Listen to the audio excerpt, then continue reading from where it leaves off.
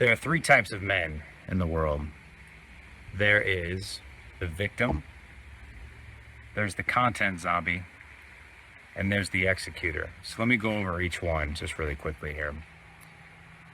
We all know victims in our life, and maybe you're watching this video and maybe you're in a season where you might be a victim, or you know people who are victims. But the symptoms of being a victim are pretty obvious.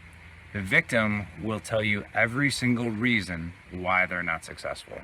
It could be why they're not successful financially, from a career standpoint, in their marriage, communication with their wife, or even patience with their kids. And they'll tell you all the reasons why they can't be successful. It could be their upbringing. It could be the challenges that they had. It could be the fact that maybe they were abused by their mom or dad growing up, or maybe it was because they come from a broken home and of divorce and they can't have a successful marriage because of that.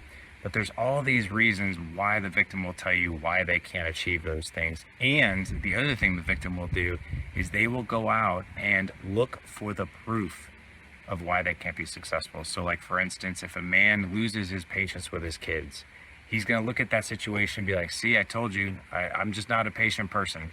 Or a guy who can't talk to his wife.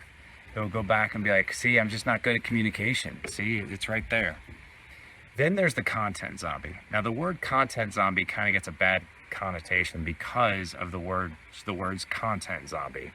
But here's the cool thing about the content zombie. The content zombie is the person who is sick and tired of being the victim. But what they do is they go out and consume as much content as possible because they're hungry to learn. So this is the person that's consuming 8 to 20 hours of podcasts a week, or audiobook after audiobook after audiobook, or their bookshelf is stacked with books that they might read the first chapter or two, and then they move on to the next book. Or they're watching YouTube videos to learn different things, or to just consume more and more content. But the thing about the content zombie is their life doesn't really change. And the content zombie scratches their head and they're like, man, I'm doing all this stuff, consuming all this content, listening to all these podcasts, reading these books, but nothing in my life is changing. My marriage isn't changing. Patience with my kids isn't changing. My finances aren't changing. My health isn't changing. I don't understand what's going on. And they get really confused, and then they get pissed, and then they stop even consuming content. Then there's the third person. The third man is the executor, and the executor is also the implementer. So what the executor will do is he'll take information that he's learning from his content zombie ways, or just learning content in general, or he's joined a mastermind, or maybe he has a coach, or maybe he has a counselor or a mentor or something like that in his life. What the executor does is he takes one or two things that he's learning and he'll go implement it. And it will create a habit in his life. So like, for instance, take a man who might not be so great at communication with his wife, but he decides, you know what, today is the day that I'm going to start asking my wife 3 questions every single day. And those 3 questions can be, what was the best part of your day and why was it so meaningful for you? To create conversation, to create connection. Because when you ask your wife what the best part of her day was instead of how her day was, she has to search for the gratitude in her day, and then she gets to share it with you, which elevates the connection with your wife. Second question would be, what was something that was most challenging for you today, and how'd you get through it? That's a way to create psychological safety with your wife, to create an opportunity for her to share with you what happened in her day, what was a challenging moment, and how she got through it. It's also a way to connect. And then maybe what she's most excited about tomorrow. The cool thing about what she's most excited about tomorrow is you get your wife right back into gratitude again. And the conversation also has a starting point for the next day that you can say, hey, I know you were really excited to go out to lunch with your friend today, whoever that friend is. Tell me about it. How was it?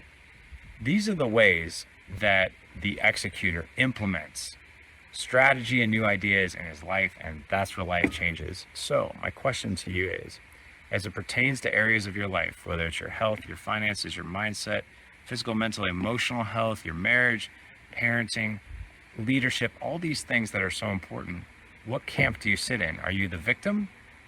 Are you explaining why you can't be successful, why you can't achieve the things that you want? Are you the content zombie that's consuming all kinds of different great pieces of content, podcasts, books and videos and all this other stuff, but life isn't changing? Or are you the executor, where you take one or two things and then you go do them and you implement? The executor is the one who's going to be successful. The executor is the one that is going to live life legendary.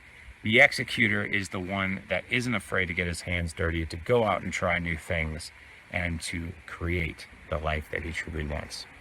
Go out, live legendary.